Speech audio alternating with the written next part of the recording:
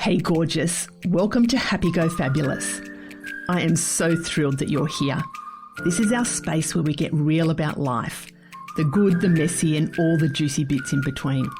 Real talk, real life and a whole lot of delicious living.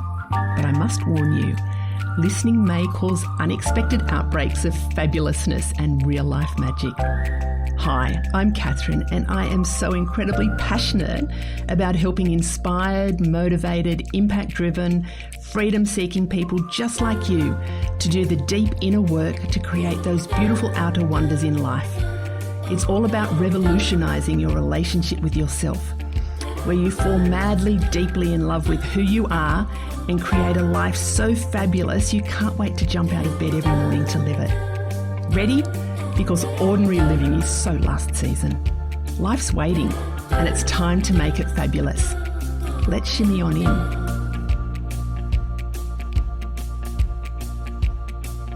So I've got a guest with me today on the podcast, and this episode is all about being 30 years married, being married for 30 years. So I've got John, my husband, here with me, and we are just going to reflect on the past 30 years. So we'll try and keep it short.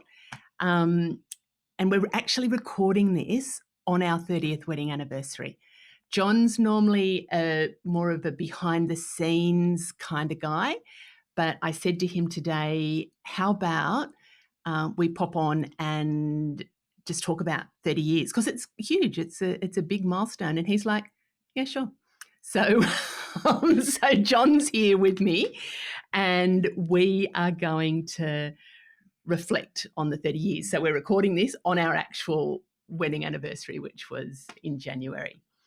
So what I want to do is think back to before we got married, to meeting. What was your memory of our meeting?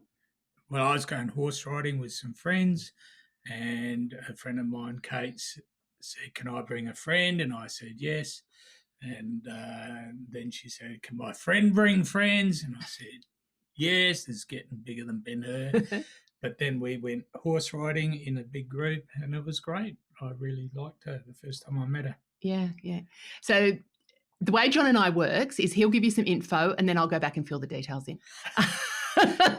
So I'd been in a rebound relationship and that ended and I was feeling a little bit sad and sorry for myself, and my girlfriend and her new partner had come to stay. My girlfriend from kindy had come to stay, and Kate, who John mentioned, was renting a room from my house, and she was a school teacher. And she said, I'm going horse riding with a group of friends. Would you like to come? And I'm just going, no, that does not interest me at all. And my girlfriend who was with me, she said, oh yeah, let's go horse riding and see what happens. So anyway, John taught with Kate. So they were teachers together and they that was part of the group. And John was there horse riding. So do you remember when we actually met at the horse riding? Well, was it when the horse ran away? Yeah. So John, and another bit of backstory. So you'll see our relationship working or hear our relationship working here. John used to be a stockman. He worked on cattle stations and he was very, very proficient. Is that what you say? At riding horses? Yeah. He was very, remember that photo? Oh my God, there's a photo of John as a stockman. I will have to dig that up. It's very, very cool. But John was a very proficient on the horses. I was not. And I'm like plodding along and he just made sure that I was okay. So he could have gone off and ridden and done with his mates and stuff like that, but he just made sure that I was okay on the horse. And I'd like to say that I was pretending, but I wasn't. I was fucking scared. So John hung around and then we were in the back of I can't even remember, but in the back of this trailer coming back somewhere. And anyway, John and I just clicked. We just clicked and then we went out for pizza that night. Yeah. And this is before mobile phones or anything. And it's like, how do I stay in contact? But you didn't mention the horse ran away and I had to that's right, chase after you. Yeah. I forgot that. So I rescued her. night on shining. I don't know. What colour was your horse? I think mine was like whatever. Yeah, so he saved me. And then we went out for pizza, and my girlfriend, Kate, was just like, okay, see ya. And I'm like, how do I stay in contact with this guy? And do you know what? I do remember this. You said your phone number, and it was 6254 0509, and he sung his phone number so I can remember it 30 odd years later. So anyway, I had the phone number. And do you remember after that what happened? You said you got a table to fix because I'm a woodwork teacher. And Kate kept saying, no, another night. And that's... Yeah, so Kate was renting a room off me, and I'm like, how can I get back in contact with this bloke? I had his phone number, but it just felt a bit random to call him up. And I said to Kate, tell me more about this bloke, this John guy. How well do you know him? And she said, yeah, he's a really good guy. And I said, do you think he could come over and maybe, like, my kitchen table's a bit broken, could he come over and help fix it? And she goes, no, it's fine. Like the table, and I'm going, like, how can I get John over to get to meet him more? And Kate just she was like the middle person, and she kept interfering, didn't she? Is that when I invited you over to Steve's place with her and we had that Chinese? Yeah, I think so. Yeah. That was funny. Tell them about that. Well, tell them that. We were sitting down having dinner with my friends that I lived in a group house. It was great. Loved doing it. Kate and Catherine came over, and then we were eating away. I think it was Japanese because Hiro was there and he was Japanese. So we did tempura veggies. And anyway, we hear a noise. We go, oh, what's that? Anyway, we keep on eating and chatting. Then there's another noise. And we go, oh, there's someone in the house.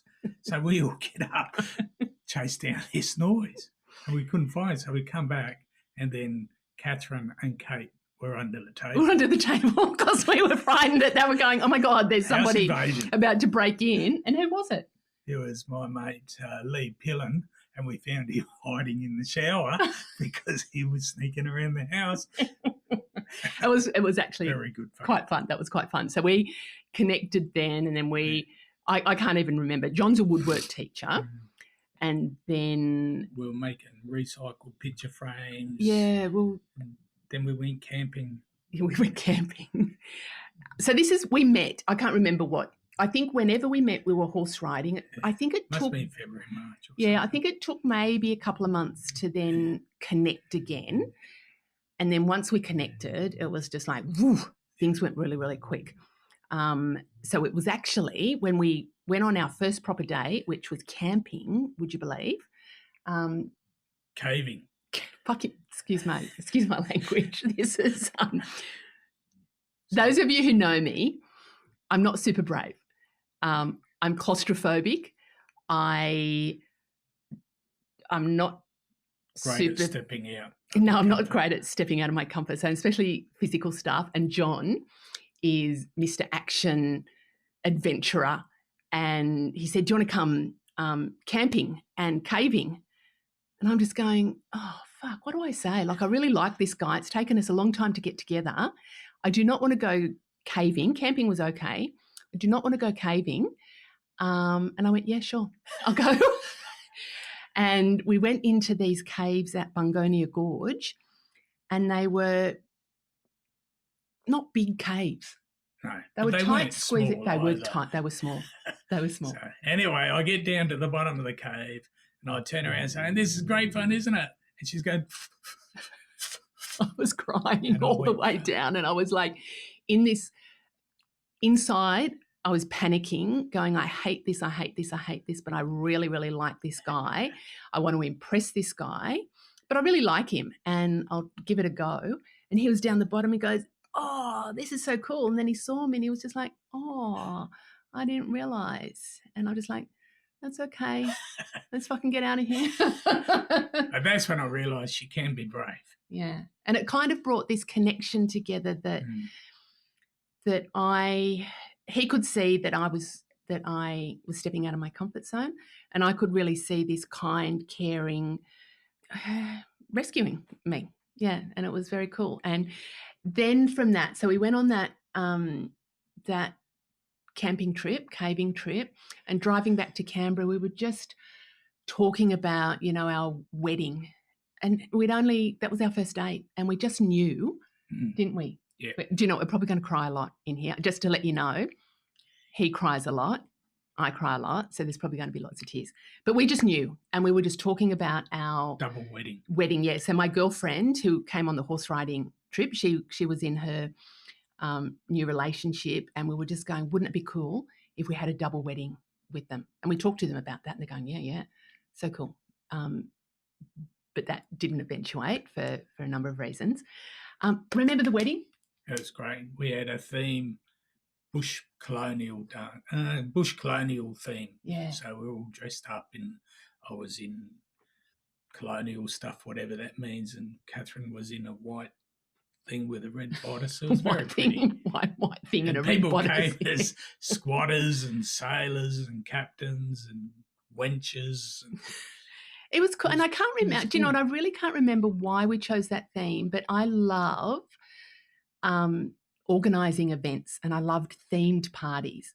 And I said, wouldn't it be cool if we had a fancy dress wedding? And I just followed along. And John loved the idea. That's really all it is. There's a secret. Yeah, okay, we can end the podcast now. I suggest something. He follows along 30 years later. That's how it works. But we went, and we were going to, when we were going to have the double wedding, it was like the two guys were going to ride up on horses, and it was all this beautiful stuff. But anyway, we went, well, we'll still go ahead with the themed wedding, and John wore like White moleskins, shirt, big puffy shirt and a vest, and I had my white thing was actually a white dress and a red velvet bustier and boots, and everybody came dressed up in fancy dress, and we had a bush dance. So we got married in the church in Young, and our reception was in a shearing shed, and we had a bush dance with the just a bush band that was the wedding ceremony, and it was just such good fun. It was involved everybody, and it was a beautiful ceremony, but it involved everybody, didn't it? Yeah. That's really important for us, that it's about involving everybody. And do you remember when so we had the little cottage on the property booked for our wedding night. Didn't tell anyone but we didn't tell anybody, because in those days, and especially my friends, they would have gate crashed. They would have come and hung out with us, and it's just like, no, that's not what we want for our wedding night. But my sister-in-law and husband, they set their kid up in there.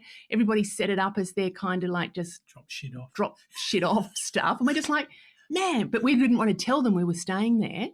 So we snuck off in the bush, and we thought we could hear noises, couldn't we? Thought they were following us. So we're just going, oh my God, they're coming after us. And we would hide. This is out in the bloody property, like middle of nowhere, and we would just hide. We could hear this noise. It's probably possums. And it wasn't even them. It was just like they were all back having a party. It's like, hurry up and finish our wedding so we could get into whatever. That night. So then wedding 30 years ago, and it was just beautiful. It was just a beautiful, beautiful event. Thinking about 30 years together, it hasn't all been rosy though. It started off very rosy, but as a lot of relationships, it's not always rosy. No, it's where you learn to support each other. Yeah. So what have some of the challenges been for you? Well, I got burned out in teaching. I needed to get out. I was desperate. I'd already had 2 or 3 businesses on top of teaching, so I bought a third business. Yeah, that was bad move. Lost a lot of money within 6 months.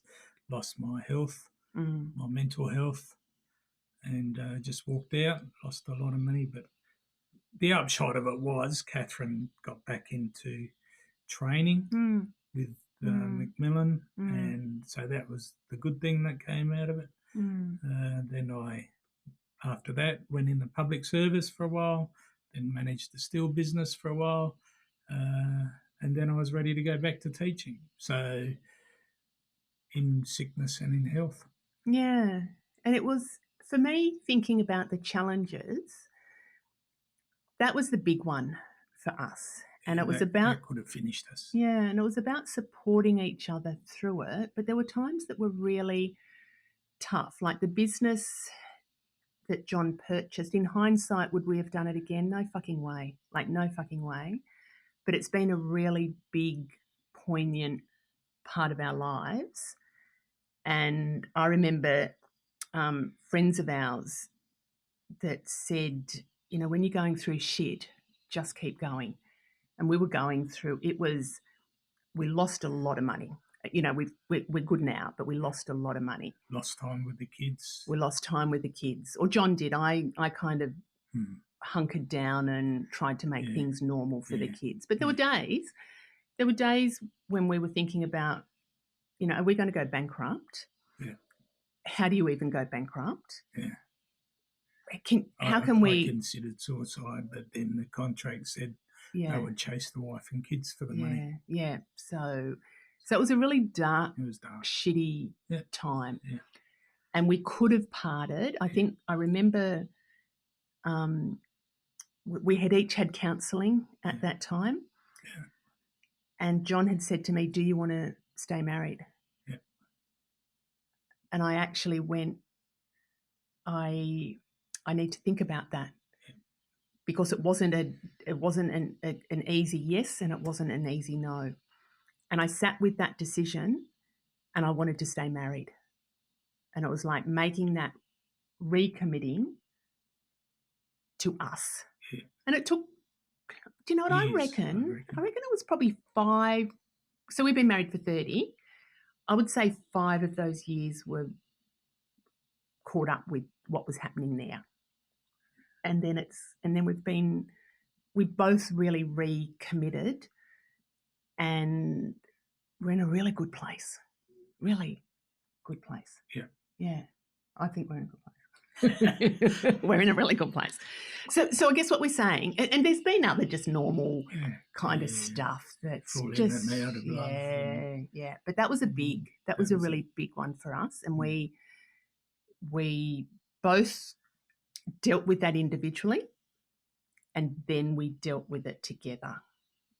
I remember John said to me, and I can't really, don't know if we've really talked about this, but he said, do you want to do marriage counselling? And I said, no. I said, I need to do counselling for myself and then we can come back together. I wasn't ready to do that together. I think we both went off and did our bit. We did it separately. Yeah. The other thing I've been thinking about is we're not a fiery couple. How would you say that we deal with differences or conflict?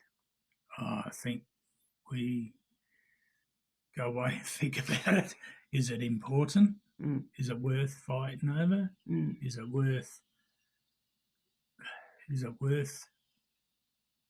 Is it something to deal with, you know?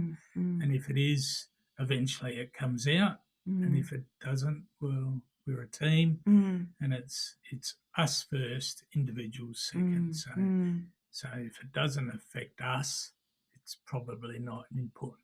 Dishes wait, even though it might annoy the shit out of me, or clothes on the floor, or yours. Hair products. What do you mean? Your clothes hair products on the sink.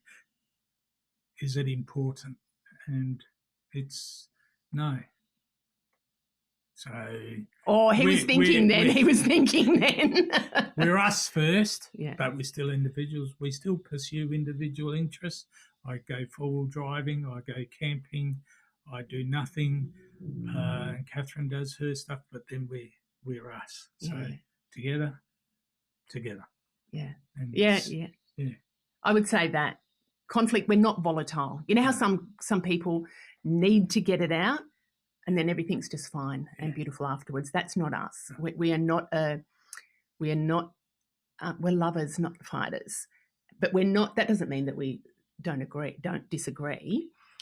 But we think about it, and I think it was reflective when I just heard myself talking about the challenge with the business, that we needed to go away and deal with that, and then come back together. That's how we deal with conflict as well. I think we both process it. And then if we need to, we talk about it. Sometimes we just, I don't know if you guys get this, but there's just a look, and I know John's look, and it's like, oh, I think I've crossed a line. Same the other. Yeah. But if there's something that we need to talk about, we will talk about it. But it's often not in the moment. Right. We've had time to process it, and then we'll talk about the thing. We're very different. We're very different. Do you know what? I think that's one of the things that makes us work. We are very different. We are chalk and cheese, but we both feel the need for each other, I think. Like we're chalk and cheese. John... I like shoot-'em-up movies, so I do that on my own. But then we watch... I do not like TV shoot-'em-up movies. together, I like... Yeah. Because that's what we do together. So we do stuff together, we do stuff apart. Yeah. We have a very small window of what we can watch together, and John is very tolerant of me because I have a very small window of what I will watch anyway. But if there's any essence of somebody's going to get hurt, or there's an inkling of blood or animals or anything, and John's just like, oh my God, serious? But that's what you do. Yeah, and that's what I do. I do really appreciate. And we're very, John is very practical. One thing I love about us is we do stuff together, and it's not always like this, but often it's like this. I'll go, hey, John, I've had an idea. What about blah, blah, blah? And he's like, oh, yep. And I'll go, how do we make that work? And then he'll be the one that's got the really practical mind about how we can make stuff work. And it's just, at the moment we're putting a dog fence up, so the dogs have got access to the property without running away. And there's a bit of a trickiness in some of the gates and stuff. And I said, this is what I'm about the aesthetics. John's about how can it work? And I said, this is what I would like. And he said, that's not going to work. That won't work. And I said, well, do you want to just think about that differently? And he's like, it won't work. And I'm going, but could you maybe think about it differently so we can make it work? And he's going, it's not going to work. And I'm like, okay, all right. So what can we do around that? So that sort of is how we tend to, not always, but and tend the gates to. Are almost up. Yeah, and the gate's almost there. And it's almost what you wanted. What I wanted. Actually, it's better than what I wanted. So that's cool. That's cool. What are some of the special memories of these 30 years? Kids. Yeah. That's our family is, now you've started us. Our family is just so important to us. And when we were going through that tough time, like we always said, family is the most important thing. But when we were about to lose everything, family was the most important thing. And it's just been the central pillar of our lives. We would do anything for each other, for our immediate family, for our extended family. And I guess it's through it's not even, the hardship showed us that, but that is a central. Yeah, Christmas times with Mama. Yeah, with my grandmother, that we'd all get together. Extended family. And my mum. Yeah. It's good. So my mum passed away when I was young, and John's dad passed away before I met John. So it was his mum, my dad. So we have a small family, and our small family is really important. And we would go and visit your mum in Adelaide. Yeah. Journeys. The kids in the car for 12 hours or something. Our kids are good travellers. Our kids, our dogs. Yeah. Holidays. I think just being together as a family is... Do you know what? When I flick through, I'm just thinking about, and we didn't rehearse this at all. I just said, here are some questions, what do you reckon about? We just have a chat. When I'm just flicking through special memories, it's togetherness, the two of us. Yeah. We've had some really beautiful times without the kids. Yeah.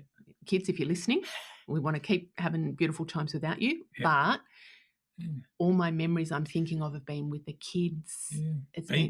Beach holidays. Beach holidays, yeah. Going down to the dam with a canoe and, just down the road. Yeah. Just things we do together. they're the fun things. And it's not even special. It's like just everydayness, isn't it? Everydayness, Like, yeah. and it's getting more special now. Yep. Yeah. What do you think makes us work? Like, we've talked a bit about that already, but what do you think makes us work? I think we're still individuals. We're still who we are.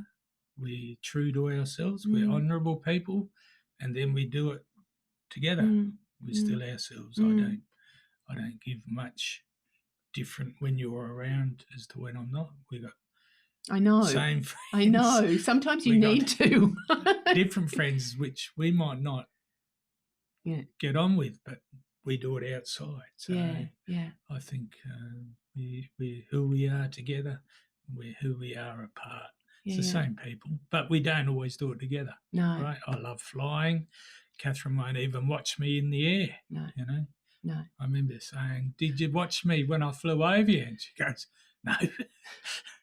No, but I did watch you when you came back and you'd broken your finger and show them your finger for those that are watching. Yeah. That's from a flying accident. Yeah, and that broken finger. Then I realised dying's easy. Being injured and being looked after by family is not cool. So that's the last time I've done that. That's his adventure stuff. He wants to. But I still want to do it. Yeah, but I'll have a bigger motor and a bigger wing. And I won't look. And I'll have a runway instead of running. Yeah, and I won't be looking. Yeah, she won't come up with me. No. But I think that is something that makes us work, that we have our individual pursuits. Yeah. We have our joint pursuits. We have our individual friends. We have joint friends. And we don't have expectations of each other. No. We support each other, but we don't interfere. And it's not like, just, John's off doing random, or maybe he is, or something like that. But it's like, they're things that he enjoys. And he'll quite often say, "Do you want to come out fishing in the boat?" And I'm like, "No." He's like, "Okay." So it won't stop me. Yeah, it doesn't stop him doing it. And there's some things that we kind of go, "Oh, you sure? Let's come and do it." So I think that's a key. I think that makes us work. And one of the things I was also reflecting on, we're quite lighthearted. A lot of people say, you guys have a lot of fun together, and we do. We're genuinely, like, I'm funny, John's not. But we genuinely have a lot of fun together. Yeah. And we don't expect the worst from each other. No. And if we say something, if you say it in public, if you say it. No, if you say it in public, it's okay. If you say it private. That's right. Yeah. So we'll quite often take the piss out of each other. We'll bag each other out. We'll bag each other out. And it's kind of a bit of a funny, jesty, jokey thing. But if we say it in private, it's just like, well, that's not okay to do that. So that works for us. Yeah. That works for us. We don't take ourselves too seriously. No. And we support each other. I think the other thing is, there's been times when I've been all in with my career and John's taken the lead at home, and vice versa. And we support each other through our pursuits. Yeah. What do you love most about me? That you're you. You can be you. That I can be who I am. Yeah. And she lets me be who I am. So when I go canoeing or tinnying down the Murray River on an adventure with my mate Barry, she'll let me do that. I'll just disappear for 6 weeks, but keep in contact too. But maybe 7, maybe go 7 or 8. But we don't contact each other all the time. We're not in each other's pockets. We might not talk for 4 or 5 days, but that's just the way it is. Yeah. Doesn't mean I don't like you.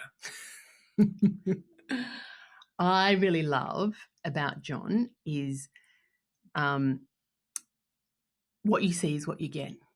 And that was right from on the horse. And he doesn't pretend to be anything, even though sometimes I do go, "Could you please put a belt on and pull your pants up?" I made him put another shirt on just for the podcast. And he's like, "But nobody's going to see us." And I said, "But it's on YouTube." But do you know, at the end of the day, I love that he is comfortable in his own skin, and what you see is what you get. There are no pretenses. he's really kind, really caring, and he's an acts of service guy, and that he shows his love through doing stuff, which is just, and I know that I can rely on him. That there's been this has been a tough year. This has been a really tough year. It's also been a really great year, but we've just been there. I just know him being around is I feel very, very in very safe hands. Yeah. What are you looking forward to in the future? Time apart. Adventures, fishing, doing nothing, being at home with Catherine. Sometimes, because I don't know if you've seen our place, but we've got a great spot. And I don't want to leave. Yeah. I'm only going to be working part-time, so time for me, because it's been for family, it's been for us. Now it's time for me and you. Yeah. So and it's a different pressure, Yeah. or a lack of pressure. Yeah. Still got to do stuff, still got to work, but not as hard or as long. Do you know, it's working. We don't need to work. It's to just to have some Extras. nicer things. Yeah, just to have extras and stuff like that. So I'm looking forward to this next phase of life where we're stepping in. We're almost stepping into that harvest stage. You know, we've worked really, really hard. We've worked in our careers really hard, our family, which is still really important, but it's now moving into this next phase of enjoying being in this new lifestyle at the beach. Yes. Like the other day, we just ducked off to the beach for an hour. Like it was a work day, and it wasn't, but it was it was a week work day. And we just went, do you feel like hanging out at the beach? And it was like, yeah, that sounds really cool. Then the beach wasn't very nice, so we went and found another beach that was sheltered. Yeah. That was fun. Yeah. And I'm looking forward, we've got some travel planned. But like John said, it's really about immersing ourselves into our new home and community, and that's sort of our next 12 months. And then we've got some little projects to do, and what I got really excited about is planning out. I love, if you don't know, I love to plan and organise things. So thinking about our next sort of 12, 18 months, what are the things that we want to experience and achieve and do together? I've got my list, John's got his list of separate things, and just how we can create that next part of our lives is what I'm looking forward to. So 30 years. Here's to another 10. 10. I know. 10? Do you reckon 10? That would be 40 years. What will you be then? I'll be 73. And I'll be 28. 60. Yeah, I'll be 28. 10. I reckon I've got a few more years. I just want the next 10 to be good years, and then the next 10 to be okay. To be what it is. Yeah. You know. I want the next 30 to be great years. So whether he's there or not. But anyway, It's been great. Do you know what? One last little thing I will say. This time last year, or early January last year, we went to Bali, and that was beautiful. That was one of those beautiful family experiences. And then I stayed on and did a little DIY retreat afterwards, and I had a tarot reading. And the tarot reading, she mapped out a whole lot of my life, but she got to relationships, and the Emperor and John's kind of going, oh, fuck, there you are with your woo-woo stuff. But the Emperor and the Empress came out, and she said, and there was a whole lot of other like really significant cards supporting our relationship. And she said, I haven't seen a reading that has shown two people that are meant to be together as much as we are.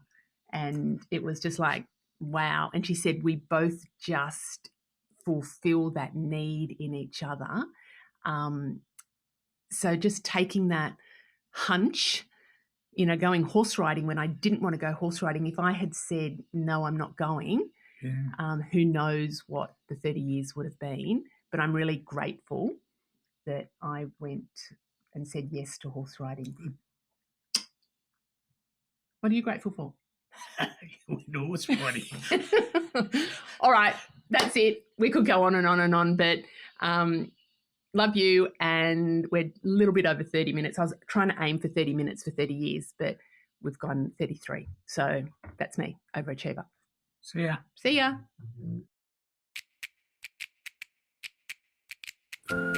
Thanks for tuning in to Happy Go Fabulous. I hope you loved it. If you did, could I ask a big favour? Please subscribe, leave a review, and most importantly, share the love and let your besties know about the podcast. This will help get it into the hearts and ears of all the gorgeous souls who need a little bit of fabulous in their life. If you'd like some more high vibe happiness in your life, come and visit me on my Happiness Hive socials and make sure you've signed up to my newsletter, your weekly drop of juicy goodness. Pop over to my Happiness Hive website and click on the link Working with Catherine. I'd love to help you make life amazing. Until next time, keep being fabulous.